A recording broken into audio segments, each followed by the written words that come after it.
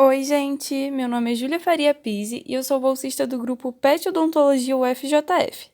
Nesse vídeo, vamos falar sobre interpretações radiográficas e apresentar algumas das principais estruturas vistas em radiografias periapicais, interproximais, oclusais e panorâmicas. Começaremos falando das radiografias intraorais. Os exames radiográficos intraorais são auxiliares da prática odontológica. As radiografias intraorais podem ser divididas em 3 categorias: exames periapicais, interproximais e oclusais. As radiografias periapicais devem apresentar todo o elemento dental, além do osso alveolar circundante. Já nas radiografias oclusais é possível visualizar uma área maior dos elementos dentais e do osso alveolar. Já as interproximais incluem a coroa dos dentes superiores e inferiores e a crista alveolar num mesmo filme. Vale lembrar que tomadas radiográficas, quando realizadas de forma correta e com adequado processamento, fornecem ao cirurgião dentista informações importantes para o diagnóstico complementar. A primeira estrutura que vamos apresentar na radiografia periapical é o esmalte, que radiograficamente se apresenta como uma imagem bem definida, radiopaca e recobre toda a coroa do elemento dental. Abaixo do esmalte temos a dentina, que radiograficamente se apresenta menos radiopaca que o esmalte. A câmara pulpar é uma estrutura radiolúcida que ocupa o centro do elemento dental.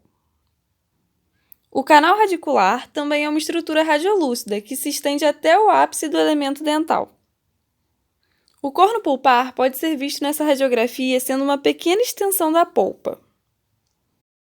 O espaço do ligamento periodontal é visualizado como uma linha delgada radiolúcida, que contorna a raiz e fica entre a lâmina dura e o elemento dental. Representa o espaço que é ocupado pelo ligamento periodontal. A lâmina dura é radiograficamente uma linha fina, radiopaca, que envolve todo o dente. A crista alveolar pode ser vista nitidamente nesta radiografia. Ela representa a margem gengival do processo alveolar, se apresentando como uma linha radiopaca. O forame lingual aparece abaixo dos ápices dos incisivos centrais inferiores, com uma área radiolúcida de formato arredondado.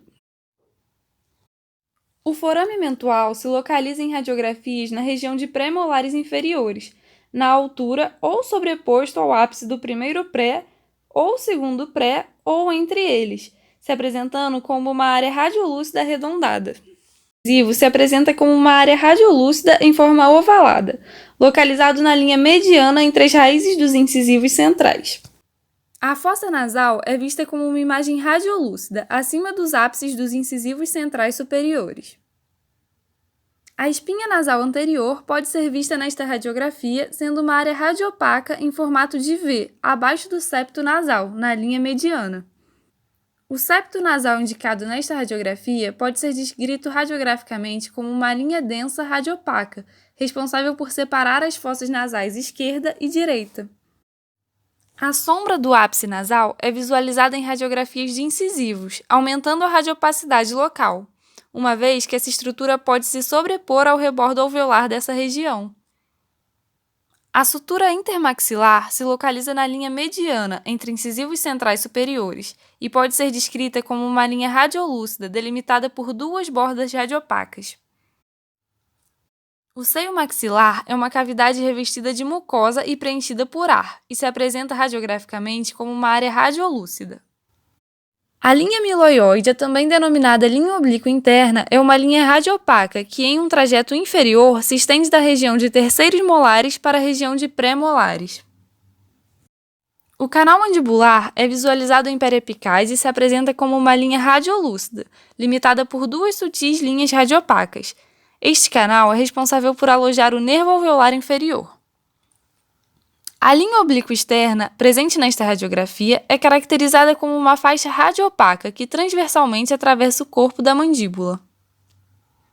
Agora, vamos apresentar algumas estruturas presentes em radiografias oclusais. Esta é uma radiografia oclusal da mandíbula, onde podemos observar a base da mandíbula. Aqui podemos observar a cortical óssea lingual. Agora, estamos vendo uma radiografia oclusal da maxila. Os ossos nasais e maxilares formam o canal nasolacrimal, que é rotineiramente visto nas projeções oclusais da maxila da região de molares, como notamos aqui.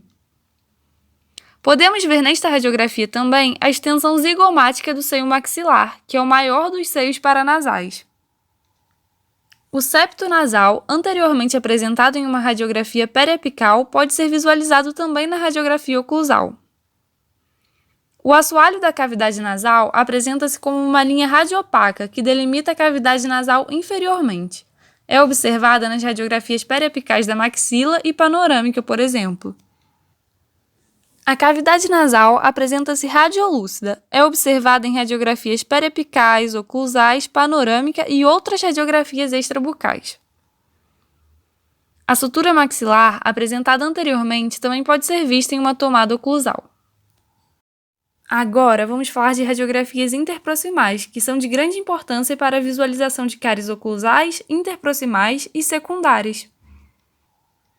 Como visto anteriormente nas periapicais, podemos visualizar o esmalte, a dentina, a cavidade pulpar e, finalmente, a crista alveolar. Vamos falar agora de radiografias panorâmicas.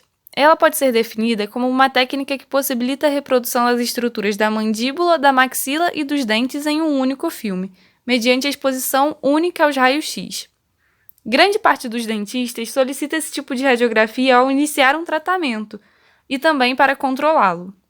Entre as principais indicações da radiografia panorâmica, podemos citar a avaliação de dentes impactados, detecção de doenças, lesões e condições dos maxilares, análise de fraturas em toda a extensão da mandíbula e observação do suporte ósseo periodontal. O exame é bastante seguro, graças aos modernos aparelhos de raio-x, à proteção dos aventais de chumbo, filmes mais sensíveis e sensores digitais associados a baixa quantidade de radiação.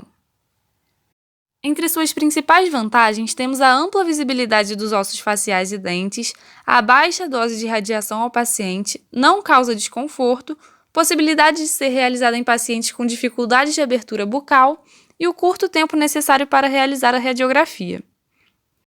Já entre as desvantagens, podemos citar que é um exame que não consegue oferecer dados detalhados e precisos acerca de cada dente ou tecido mole que o envolve. Por isso, é um exame indicado em sua maioria para avaliações iniciais dos dentes e da estrutura óssea do maxilar. Caso o dentista necessite de informações mais detalhadas e precisas, ao invés da radiografia panorâmica, uma ressonância magnética ou tomografia computadorizada é mais indicada. Vamos ver agora algumas estruturas que podemos identificar nas radiografias panorâmicas. O ramo da mandíbula é uma estrutura retangular, mais alta do que larga e localizada bilateralmente na mandíbula. Já o corpo da mandíbula é a parte horizontal e inferior da mandíbula. O forame mentual é uma abertura no mento, localizada abaixo do segundo dente premolar inferior. Por ele, emergem o nervo mentual, ramo do nervo alveolar inferior e vasos mentuais. Muitas vezes é usado como referência em técnicas anestésicas, como o bloqueio do nervo incisivo e do próprio nervo mentual. A cabeça da mandíbula articula-se com o disco articular da articulação temporomandibular. O processo coronoide é uma eminência triangular achatada do osso mandibular, em cujas margens se insere o feixe superficial do tendão do músculo temporal.